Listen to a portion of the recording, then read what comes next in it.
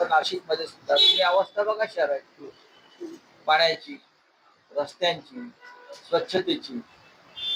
नाशिक सारख्या शहरामध्ये मुख्यमंत्री येऊन कुंभमेळ्याची तयारी करतायत पुढल्या. पण आज जो काय कचरपट्टी झालेली आहे नाशिकची, खड्डे बघा रस्त्यावर. एका पावसात पाणी कसं तुमच्या रस्त्यावर पहा ना तुम्ही. ते मुख्य दत्तक घेतलेलं शहर आहे ना तुमचं हे. दत्तक घेतलेलं शहर आहे, त्याचे तुम्ही अनाथ आश्रम करून टाकला. काय करताय तुम्ही?